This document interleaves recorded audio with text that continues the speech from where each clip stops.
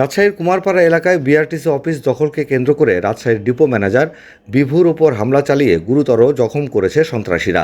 আশঙ্কাজনক অবস্থায় তাকে রাজশাহী মেডিকেল কলেজ হাসপাতালে ভর্তি করা হয়েছে। স্থানীয়রা জানান, আজ রাত 8টার দিকে রাশিকের 12 নম্বর ওয়ার্ডের সাবেক কাউন্সিলর ও বহিষ্কৃত বিএনপি নেতা দিলদারের ভাতিজা ফাহিম, শ্যালক নূর ও ষষ্ঠীতলার বিএনপির বহিষ্কৃত যুবদল নেতা হারু বিআরটিসি ডিপোতে সদল বলে হামলা চালায়। এ সময় তারা ডিপো ম্যানেজার বিভুকে এলোপাথারি মারধর করে গুরুতর আহত করে এবং আরো 7 জন ডিপো কর্মচারীকে ভেতরে রেখে মূল ফটকে তালা দিয়ে ডিপোটির দখল নেয় এবং আহত বিভুকে আওয়ামী সমর্থক উল্লেখ করে বোয়ালিয়া থানায় সোপর্দ করে। অবস্থা আশঙ্কাজনক হওয়ায় বোয়ালিয়া থানা পুলিশ তাকে রামেক হাসপাতালে ভর্তি করে। অপরদিকে স্থানীয়রা ডিপোর তালা ভেঙে অবরুদ্ধ কর্মচারীদের উদ্ধার করে। স্থানীয় সূত্রে জানা যায়, ডিপোটির লিজ গ্রহীতা ছিলেন মহানগর আওয়ামী লীগের সাধারণ সম্পাদক ডাবলু সরকার। গত 5 আগস্ট আওয়ামী সরকারের পতনের পর সাবেক ওয়ার্ড কাউন্সিলর দিলদার ডিপোটির দখল নেয়। পরে সেনাবাহিনীর হস্তক্ষেপে বাংলাদেশ রোড ট্রান্সপোর্ট কর্পোরেশন নিয়ন্ত্রণ নেয়। পুনরায় ডিপোটি দখলে নিতে আজ এই হামলা চালানো হয়। এ বিষয়ে বিআরটিসির পক্ষ থেকে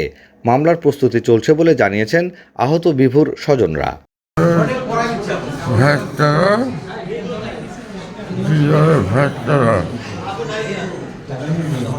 দাঁড়িয়েছিল দিলদার বাহিনীর লোকরা আর দিলদারের ভাইস্তারা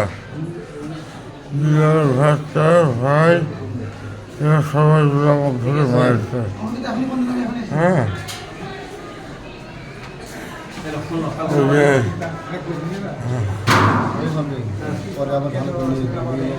দিলদার বাহিনী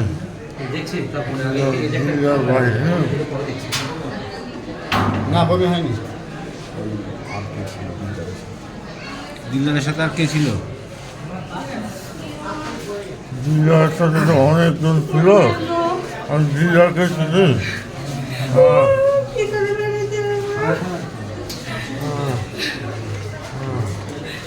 আমাকে দুদিন ধরে ফোনে হুমকি জামকি দিচ্ছিল।